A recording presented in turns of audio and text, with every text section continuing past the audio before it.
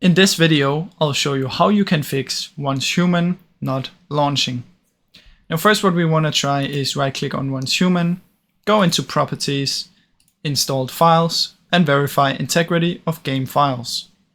Now once that is done, you want to come to Browse, find your .exe, right click, Properties, Compatibility, and activate these two.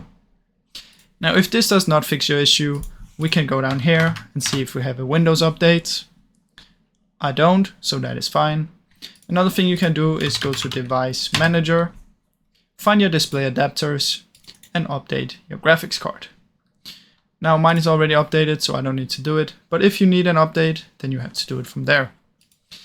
Then another thing we can try is simply uninstalling, go to Manage, uninstall, and then reinstall it.